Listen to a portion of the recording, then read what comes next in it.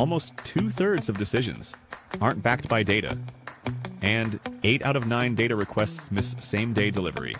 Hi, I'm Milo, your agentic Gen BI analyst.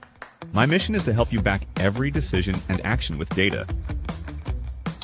Simply connect any data source, whether it's a single database, your entire data warehouse, the tools you use every day, or good old spreadsheets.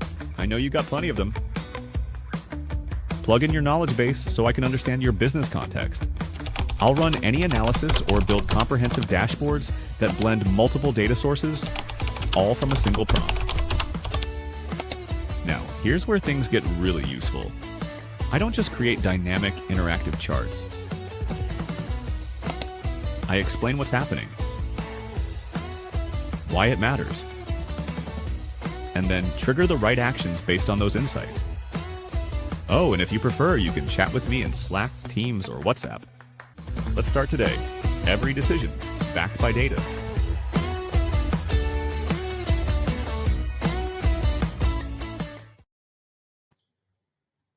So, good afternoon, good evening, everyone. Welcome to our webinar series, webinar number 2. This time with an industry focus. We're talking about iGaming analytics that doesn't suck. It's quite a, let's say quite a provocative title, but we'll see in a couple of minutes that there is a lot of truth in this. So we chose it on purpose. I am Andy. I am one of the co-founders of Autonomous Minds with Philip here, the CEO of the company and the co-founder as well.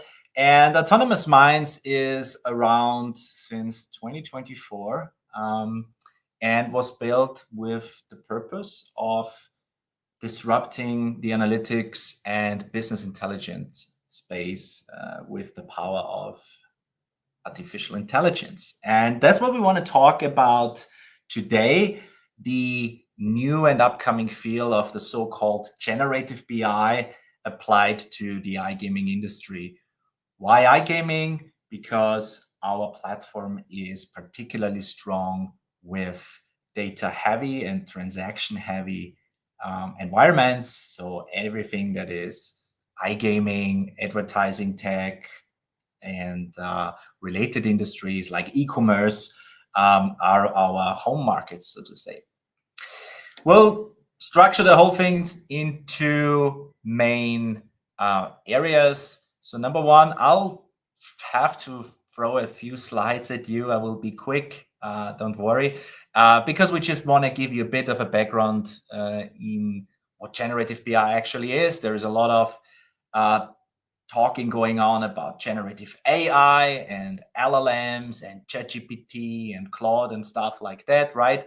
Everybody has become an expert already, but generative BI is still very new, but it will become one of the most prominent topics in the corporate world, in businesses, in enterprises in the next coming years. So it's quite a hot topic. So we'll cover this and then we will jump into a demo and we will demo you our product, our platform called Milo. So let me quickly, I just realized I didn't share my screen, apologies. So let me quickly jump into a few simple slides. So what is the problem actually that generative BI tries to solve? We call this the see, wait, act gap. What it means in reality is that we very often stare at our dashboards, at our reports, at our spreadsheets, and the actual action happens a week to 10 days delayed. So when we look at the traditional process, right, what you usually do is you as the business, you request data, you request an analysis, or you request a dashboard. You simply have a question, right? So you raise a ticket, data analyst goes away, creates the first draft, takes 2, 3, 4, 5 days, depending on how busy they are, right? And then you get a bit of a draft, you do a review meeting, you ask a few questions, especially why, right? You get a draft, you see, okay, I got a nice dashboard now. I see that my player journey is up. I see that my Q4 pipeline is trending down. This is all nice, but why, right? Like, what's the reason behind? So then you ask a couple of questions. The analyst refines the whole thing. A week passed, and then until you actually get to a point where you have your final findings, your insights, and can actually trigger the operational actions based on these data insights, it's easily a week to 10 days. And we didn't come up with these numbers. Those numbers are based on Gartner research. They found out that on average in companies of at least the SME size, so 200 plus employees upwards, it takes an average of 5 to 10 days from data request to actual operational action being taken. And this is nothing different in the iGaming industry because, as we know, in theory, every organization claims to be data-driven. In fact, it's obviously fiction, right? I remember when I started my career in software 18 years ago, we were already claiming data is the new oil, everything is data-driven. And now in 2025, we still are at the point where we draw on in data, but we're actually starving for decisions. And that's nothing different in our industry. In iGaming, we did a little survey. It's a small data set, but the numbers are quite shocking. So we talked to around 30 iGaming companies, operators, game studios, aggregators. And what we found is that indeed more than 80% of the reporting lands days late, right? It takes days. You ask a simple question, how are we doing versus budget? Sometimes it takes days. You ask a simple question, why is player churn up? It takes days, right? And this is obviously a big issue because the actual numbers that even surprised us quite heavily was that the consequence of it is that the majority of insights actually never trigger any action, any significant one. Why? Because if you wait a week for something that basically has its roots in the past, too much time passes already and the moment is gone. So your VIPs have churned, your promotion slots are gone, your GGR damage is already done because you relied on the wrong insights. So this was quite surprising. As I said, small caveat, is a small sample size, but when you look at the extent of the size of the delays and of the insights that never see any action happening, I think this is something that overcomes the small sample size. So it's a massive issue also in the iGaming industry. So Generative BI is now trying to solve this. What is Generative BI? Very quickly. Gen BI, in a very, very simple definition, is the use of generative AI, so large language models, to deliver data insights and trigger actions based on these insights, right? All from simple language. Why is this important? Because that means that you don't need a human data analyst anymore, right? Not only for your insights, but also to get stuff done. And what that means is usually you have three things. First of all, you democratize your data access, right? Because a big issue with traditional analytics tools, whatever you use, is they're very clunky, they're very technical. Try to change something in Power BI yourself. Good luck with that. If you're not a technical user, data analyst or data scientist, that is very, very, very hardcore sometimes, right? So you allow everyone in the organization to get access to not only data, but to answers. This is the huge difference already, right? Number two is, and this is the first big differentiator, it reveals the why, right? So as we said in traditional BI, you see something is trending down, something is trending up, and so on and so forth, but you don't understand why are things trending up, why is my player churn up, why is my retention down, etc., right? That's what generative BI does for you already. And the third thing is, as we said, based on the insights, based on the why, right, it can trigger the right operational action directly. So you go from the what to why to actually done instead of minutes, instead of days, in minutes. right? So this is the huge difference. Make data available for everyone, use simple language, explain what the data actually is all about, and then based on this insights, trigger an action directly and don't wait for meetings. This is just basically a bit of social proof that what I'm telling you is not out of thin air. So Gartner reached out to us a couple of weeks ago for a partnership because they see this topic as one of the probably most influential and impactful in AI in companies in the next coming years. Because when you think about it, that they say, for example, by 2028, 15% of all the day-to-day work decisions will be done autonomously by tools like Milo, generative AI, then it gives you a bit of a sense how big this, not only this market opportunity is, but how quickly the disruption will happen, right? This is basically from 0 in 2024, within 3-4 years, 15%. So we can always discuss if these consulting companies are right or wrong and are overstating, of course, but let it be half of it.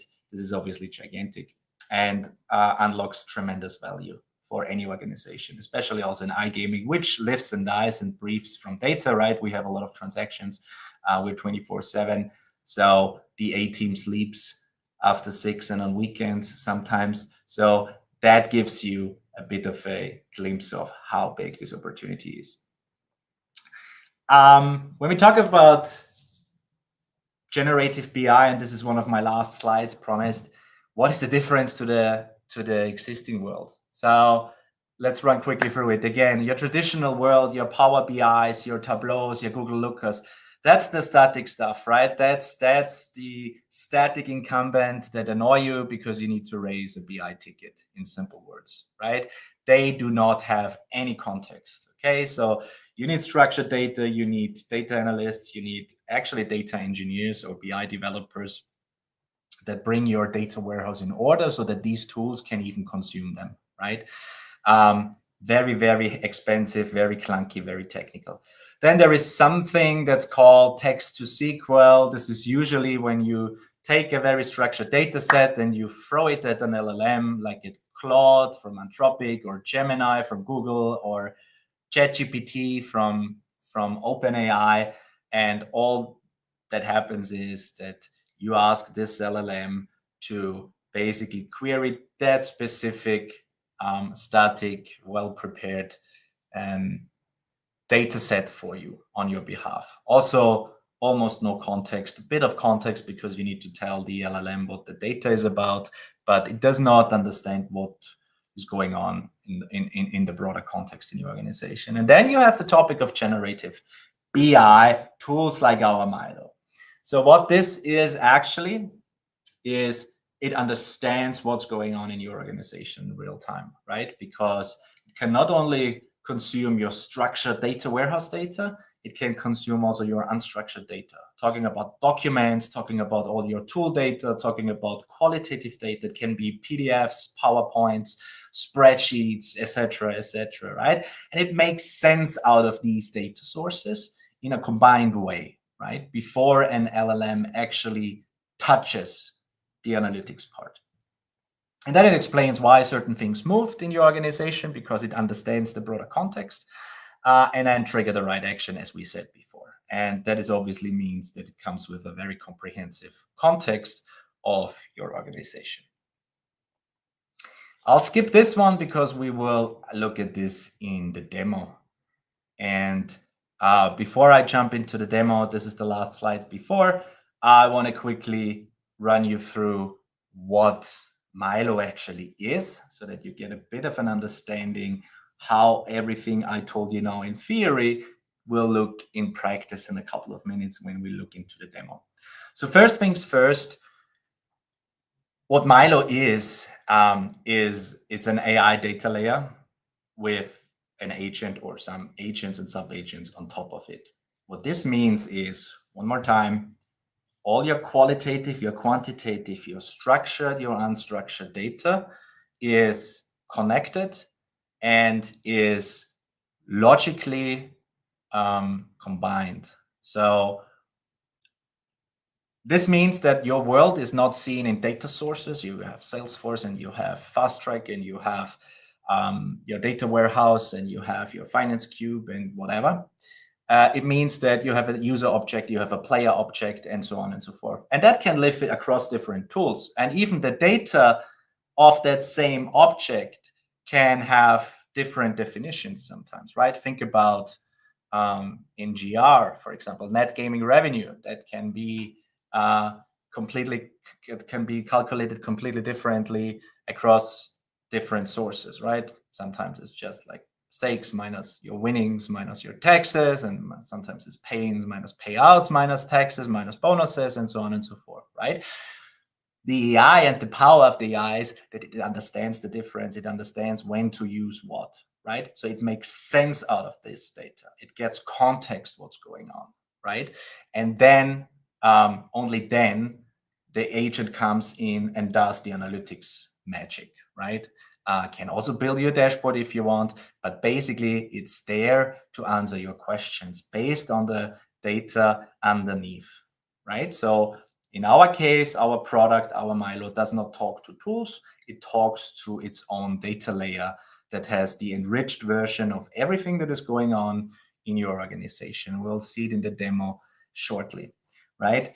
So Milo understands what's going on in your organization in near real time, right? It explains why things moved and then trigger the right action based on the why. So having said that, give me a few seconds and we will quickly jump into a demo to show you actually what we're talking here in practice. So let me find my window here. Here we go. So I hope you can see my screen. We are here on our main tool. Main user interface looks familiar. It looks like any basically ChatGPT, Claude, etc. tool, of course on purpose, because users shall feel at home. So as we said, Milo is basically a combination of a very smart AI data layer and some agents on top of it.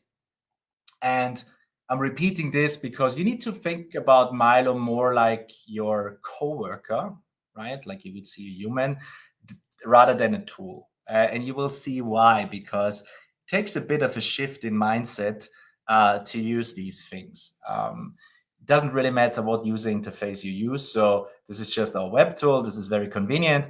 But Milo also lives in your Slack, lives in your WhatsApp, etc. Right? So it doesn't really need this whole thing here. You can simply send it a WhatsApp voice note when you're on the run to the airport, or when you're late to a meeting that you haven't prepared, and it will do the magic for you there as well. So I just got pinged that there might be an issue with the screen. Now it's sharing. Apologies, the tool is not my friend today. Thanks for the hint. So now you see the tool.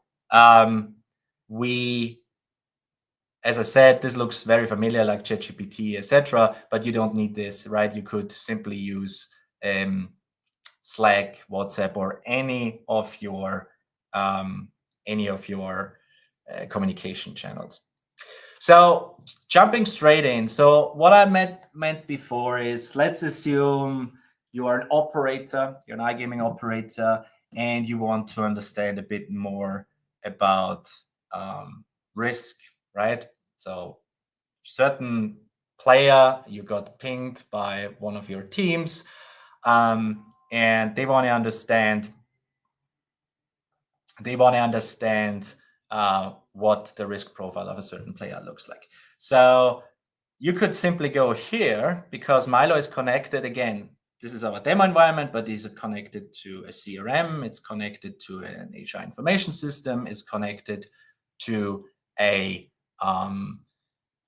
transaction database. It's connected to game rules, and so on and so forth. So it really understands all the different data objects and context shaping variables inside your organization. So let's say you want to understand the risk profile of a certain player. So you can simply tell it, give me a comprehensive risk profile for player. And now you'll see that Autonomous Minds is a very engineering-driven organization, because we decided not to go with player 1, 2, 3, 4 in our demo environment, but come up with this smart thing here. So I'm just have to copy something here out of my list. So we have a player ID. I hope I didn't make a mistake. And you simply ask it, give me a risk profile of that. And Milo will run away. Again, we'll not look into tools. We'll just check the data layer. We'll look into anything that it believes makes sense. This can be, as I said, this can come out of a CRM. This can come out of some payment solution. This can come out of transaction databases. This can come out of your responsible gaming system, etc. It doesn't really matter where it comes from, because all that data is connected logically to that player on the data layer. And now the agents do their magic. They will go into the data layer and they will try to find out what's going on with this player and give you an overview, right? So it takes a few seconds, can take 1 to 2 minutes, depending on obviously how much data there is and how complex the whole query is, the whole question is. When it comes to risk profiling, that can obviously take a bit, because there is a lot of variables that you have to obviously consider. By the way, it makes a difference if you say, give me a risk profile for the player, or give me a comprehensive risk profile for the of the player, right? And as you can see, you see a lot of, let me scroll up here a bit, right? You see a lot of different data sources that he looks into it. You as a user would most likely not see this. This is only my user, because I have a super admin user and I see all the technical stuff as well. But he looks into player information, into risk events, right? Into transaction events and summaries, like even chargebacks, right? And so on and so forth. And then comes up with a player profile across all the different areas that they that concern this player, with some risk indicators, right? And then at the end of the day, as we discussed, Milo does not only do the analysis, it will also come up, in this case, with a recommendation, because everything I tell you here can be done fully autonomously. Yeah, you could, for example, say, once you get this message, for example, imagine your customer support receives an indication that there is something wrong with the player. It could ask Milo once and then say, give me an update every hour. And then Milo would run every hour and repeat the exercise and tells you what changed, right? Is there now more signals that we should block this player? Everything is in order, and so on and so forth, right?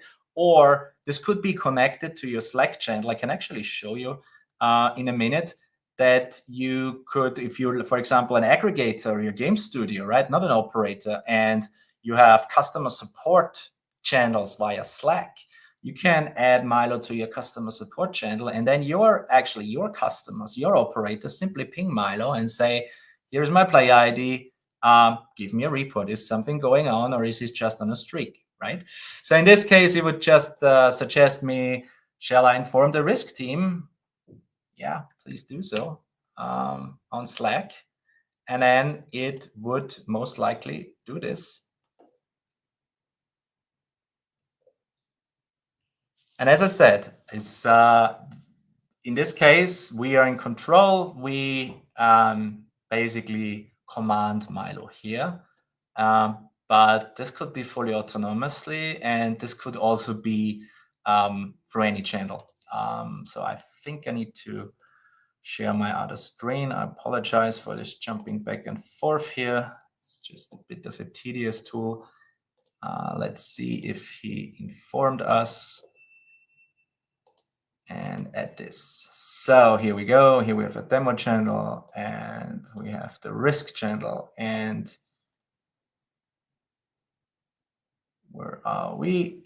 yes, so Milo informed me about this player, and then also gives me, oh, this is an old one from before this demo, but you can see Milo gives me the indication of that player in our Slack channel here. So this is a very simplified example, of course, but when I go back to my tool, or I can actually stay in Slack for a moment. Let's freestyle this here a bit. 1 second. I think this is just important to show you. We go to this as well. So I could basically say, let me copy that whole thing again so I don't need to type it in. It's a bit tedious afterwards. So I could also do the same thing, as I said, simply via Slack. And that tells you that if you add Milo, for example, to your customer support channels, as we said, or to your whatever it is, people can just interact with Milo like they would with a risk analyst or with a data analyst, right? If you add the structured data, if you add the unstructured data, sorry, and for example, your game rules, Milo would understand the game rules of all your games, no matter what you are, if you're an operator, if you're a game studio, if you're an aggregator, right? And would then immediately understand also certain strategies, right? Which is extremely important for any sort of player analysis, right? Especially when we talk about VIPs and high rollers, right? So you cannot work with statistical tools and calculate your C scores and so on if you only have a few dozen bets, right? That doesn't work very well. But what you can do is you can just observe certain strategies instead of that, for example, right? So here we see he did a very similar thing or did the same thing and blah, blah, blah, same stuff as before. And then he asks me if he should inform the risk team as well in the Slack channel. I can tell it yes or no, it doesn't really matter, right? And then he would go away and inform the risk team. You can simply instruct him and say, whenever something is like medium risk and above, automatically inform the risk team via the Slack channel, for example. And then he would do it in the future without even asking you for permission, right? This is what you as the actual user of Milo need to figure out which level of autonomy you want to give the tool. Because as I said, everything I show you here can run fully autonomously. So, okay, he just copied the same thing in here again, right? It's the same analysis. But this is just for illustrative purposes. What can be done in a different communication channel if it's not the tool. Let's maybe look into one more topic. Let's take one more scenario. Let me reshare my tool again. 1 second. This is a bit annoying, unfortunately. Here we go. I hope you can see it in a second. Et voila. Good. So let's say you are in B2B, no matter if you're a game studio or you're an affiliate or you're a payment processor, let's say you want to look into your pipeline. So let me come up with a report or let's produce a dashboard. Let's say produce a comprehensive sales pipeline dashboard. What do we want to see? I want to see the top 20 opportunities, for example, opportunities by expected revenue share or revenue. I want to see the sales funnel by stage. What is important? Overdue stuff, right? Overdue opportunities. And then I also want to maybe see everything that is stale. So who is lazy in the organization, stalled opportunities. Let's tell him that these are all that haven't been touched in more than 14 days, for example, more than 14 days. And then let's say I want to filter by seller. So that is good enough, right? And as you can see, I use very simple language because that whole tool was built on bespoke technology to serve the non-technical user. The non-technical user is your everyday user, is from the CEO and the C-suite to your product experts, to your marketing guys, to your commercial guys, right? It is everyone who is not a data analyst or data engineer or data scientist whatsoever. Yeah. One component of this whole data layer that we've built here is the prompting engine that takes your simple language in voice or in text and allows you to talk to this thing, to our Milo, as you would do with a human, right?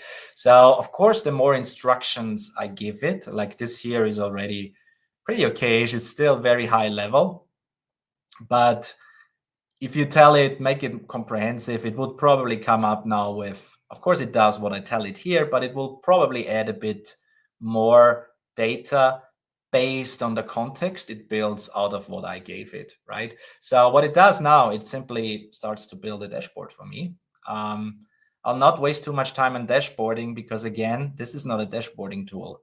BI is not for dashboards. BI is built to answer your questions. And not to give you nice charts. This is just a feature, right? But what it does here, for example, it goes away, checks everything, and then comes up with an outline. So in this case, the total pipeline value, that makes a lot of sense. Open opportunities makes sense. Overdue as a widget, interesting. Stale opportunities, interesting. The top 20, okay. Sales funnel is there.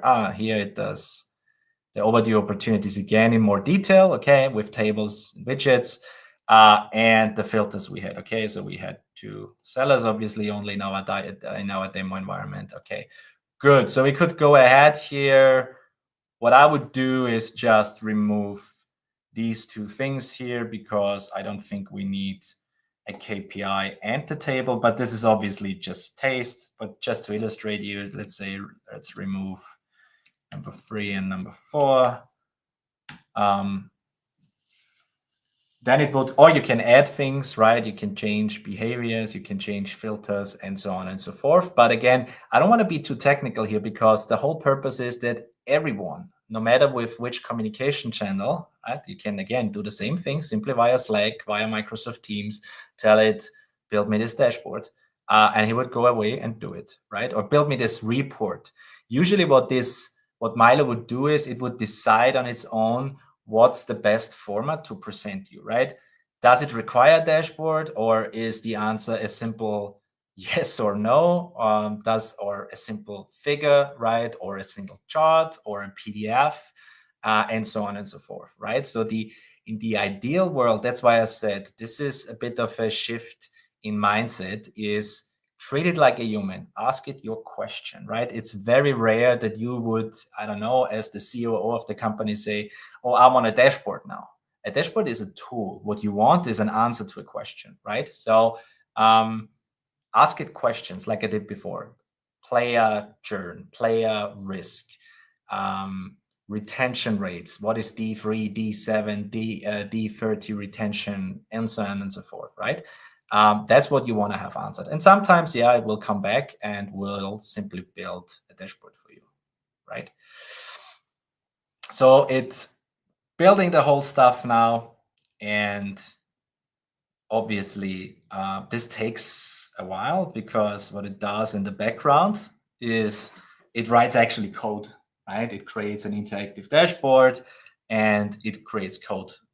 So this is basically a bit like wipe coding for data, I would say. So if you build your websites and apps with Lovable, you can use Milo to wipe code with your data, whatever you want, in whatever format you want it, to get answers to your burning questions. So he's building this now. Usually takes 2-3 minutes. This one is a very simple, very fast dashboard. So it shouldn't take more than 2 minutes at the end of the day. Yeah, here we go. For example, it's built the dashboard. What it does now is it still will do a couple of checks. So The important thing about this is, and that's why we built all the technology in-house, is we're dealing with a lot of data here, and a lot of the data is quantitative data, right? So you cannot afford that the thing hallucinates. So as you can see, although the dashboard is already here, it checks itself again and again and again. It spotted some issues with some formatting issues, for example, and then it will go ahead and will try to fix it itself, right? So it does not only check its own data, if the data is correct multiple times, it also checks formatting issues, right? That the whole thing looks okay. And that is something pretty cool. Now it fixed some issues, and we have our very simple pipeline dashboard here. So what can I do now with it? As I said, it's not a dashboarding tool. What it actually is, so you can use it here in your thread, of course, but you can also go into your dashboard section. So here is our new dashboard, and what it actually does is, okay, so this is like similar to what you would see in your Power BI, etc. Of course, it can do that, but the big difference is this is multiple data sources. Okay, so it can combine anything in your organization. It could combine your a spreadsheet you've built and ingested with your data warehouse, with your billing data, with your fast track data, anything, right? The data, this sales pipeline dashboard, it could be a game performance, it could be a player retention dashboard whatsoever, or a report. It doesn't need to be a dashboard, right? So you got your filters and stuff. Okay, so it filters. By the way, everything you see, this will be permanently up to date. So it's refreshed. You can share it, of course, with your team members, or you can even make it public. Okay, be careful with this. But for example, if you're an aggregator, you build a dashboard for certain game performances, right? And you want to make this available to your game studios or to the operators, you can do this here by basically simply sharing the link. They cannot change anything, but they can play around with it, which is pretty cool. But obviously, you need to ensure that you only publish the data you want them to see. So, but let's not talk about too much about dashboarding. How do I use this now? So now we can chat with it. It gives me answers. It does risk analysis, and basically anything I can do with data, and then execute something, right? How do I use dashboards? So the simplest things is I simply chat to it, right? By the way, here I forgot something quite important. So what I want to do, for example, is I want to change this here by simply telling it add a point in time comparison versus last week. Okay, because given the fact that we have this powerful data layer, we add a tag, a time tag to everything or anything that happens in your organization that is not time series data. For example, it will tell you how your pipeline changed versus last week, versus yesterday, versus last meeting, because it can obviously also connect your calendar, right? You can say, how did the pipeline change versus the last pipeline meeting, right? And he would basically come up with this, because you have a pipeline meeting. Those of you who are in B2B know it, right? You stare at the numbers, yeah, nice, but what actually changed, right? What did we close? What did we win? How did this go up? How did this go down? And then also you want to know why, right? What was the reason for these changes, right? So as you can see, voila, we see that there is a 1.6% change. It's now checking again, right? So it added things already, but it's again checking if this is really correct, and if the formatting is fine. You can see, okay, there was obviously a pipeline decrease of 50,000. I can say what caused the decline, right? And this is why I say, let's not talk about dashboards. Let's talk about how you answer your questions, right? So remember, you sit in the meeting with your seller and you simply interact with this dashboard in real time by asking it questions, or if a data point is missing, you simply ping Milo, and like within a minute, it adds the data point, right? And it's persistent, it will stay. You can also remove stuff if you want, right? So this is the power of generative BI, right? And again, one more time, if you are an operator, this can be your game performance, this can be your player retention, this can be a risk dashboard. It doesn't matter, right? It's just an example here. And voila, right?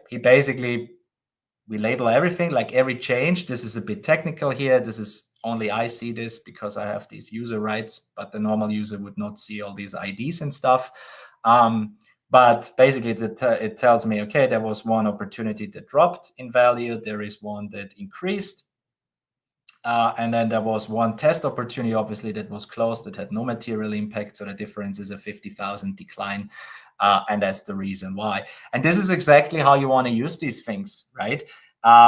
And again, this point in time thing is absolutely important because you can basically now track what changed across a certain time period, right? And it doesn't matter, again, it doesn't matter what data point it is. It does not need to be time series data like your bet transaction data. It can be anything can even be qualitative data, right? It will tell you why these things changed. And this is important. And then usually if you allow it, it will trigger something, right? In this case, it doesn't do much. It will not tell you do X, Y, and Z because, well, what shall you do? It explained it and you sit with that seller in a meeting, so it doesn't make sense to ping him. But you could also say, okay, set up an escalation meeting with the account management team, right? And then it would go away and look into the calendars and set up a meeting with the account management team, right? So this is important. Obviously, tools are connected, although last thing I want to show you today, tools are obviously connected. So while Milo only talks to the data layer, you can still obviously do write operations. And that is particularly powerful because in this case, the CRM that is connected is Salesforce. So I can actually quickly share this here. I hope you can see it. So it's a very simple, only just a few opportunities environment here. So we have Salesforce here connected. And what I can ask Milo to do is, for example, we have stale opportunities, we have overdue opportunities. I can simply tell it, okay, we have the overdue stuff. So tell the lazy guys to update their overdue stuff within 24 hours or you'll close them as lost. Use Slack. So a very simple example of how generative BI works. But the important thing here is, again, you take action immediately and you can automate it. So I have to repeat myself again. I could simply tell it, you know what, do this every day, right? Every morning or every week, check what is overdue and kick the seller's butts to ensure that they update their pipeline. If they don't do it, give them 24 or 48 hours, then close it as lost and inform the sales manager that they lost an opportunity, right? So it's a harsh example, but it's a real example from one of our customers where their entire revenue operations and sale operations is currently already done and fully automated by Milo. It's B2B sales, right? So again, doesn't need to be B2B sales, can be, again, product operations team, can be your payments team, can be whatsoever, right? You could have stuck bets, you could have stuck payments, you could have any sort of KPIs. Doesn't necessarily need to be in a dashboard, right? But the dashboard is always good to illustrate things. So I just wanted to show you this. So let me see if he did this here now. 1 second. I need to share my screen. This is always a bit tedious if I need to switch tools. Stop sharing. And here we go.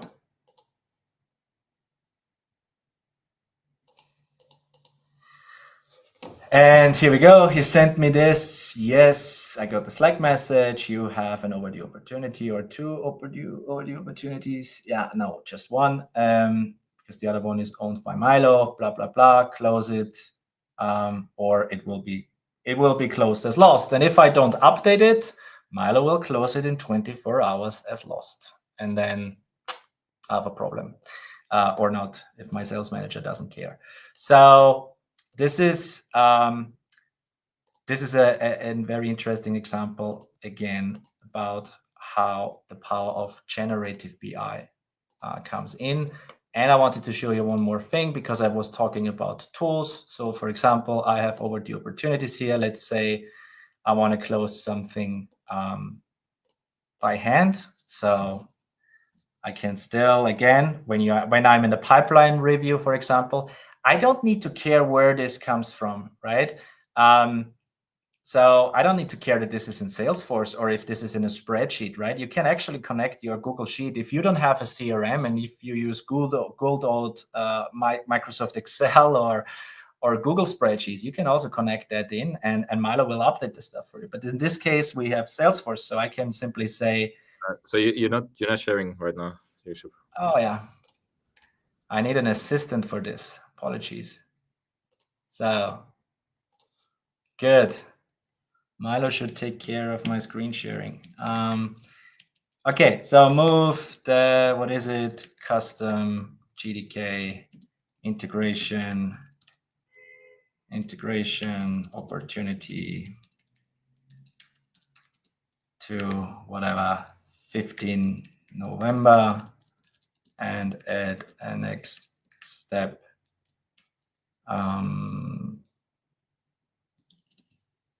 Decision meeting pending whatsoever.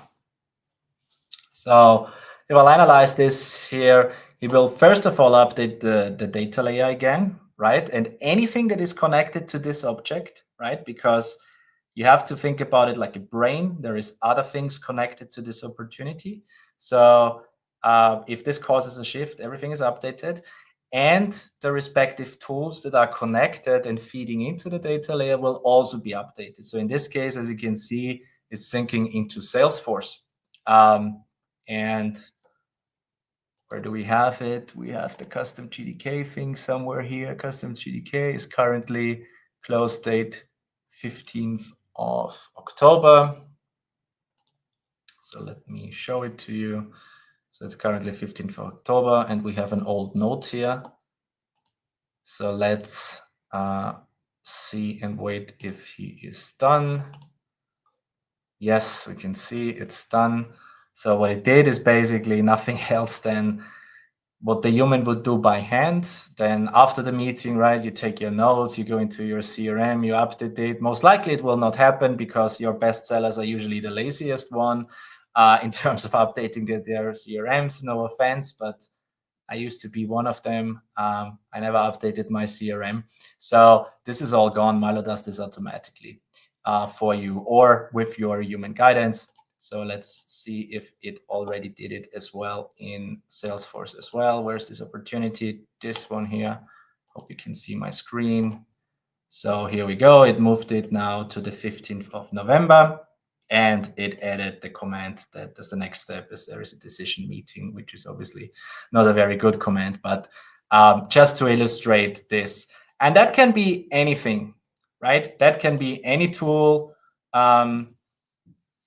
whatever you have. If you have Fast Track, use Fast Track. If you have Salesforce, use Salesforce. If it's whatever it is, if it's a spreadsheet, use a spreadsheet. It really doesn't matter. The important thing to remember is everything is stored in a data layer, and the data layer handles everything for you, right? It doesn't matter.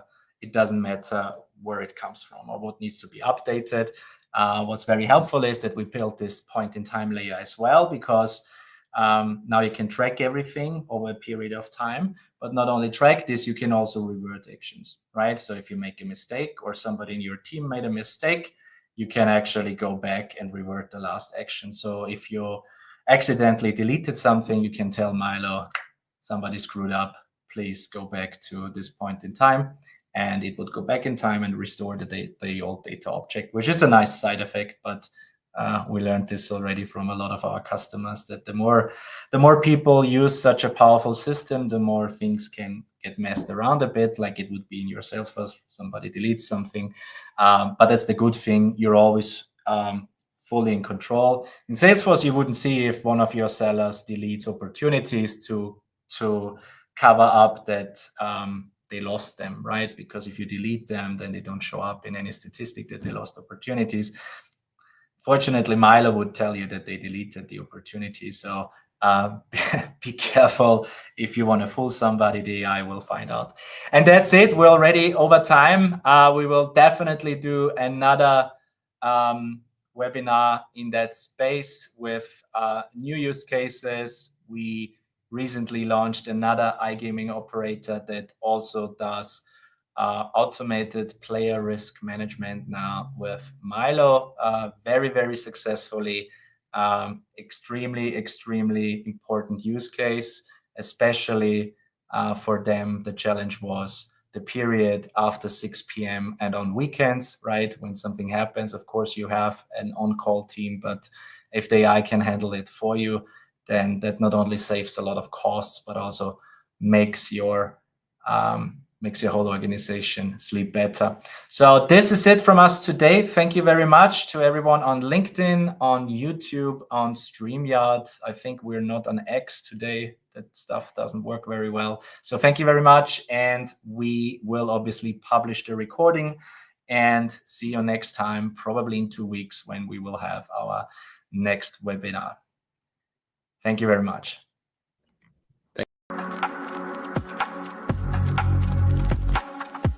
In last 12 months, we doubled our portfolio.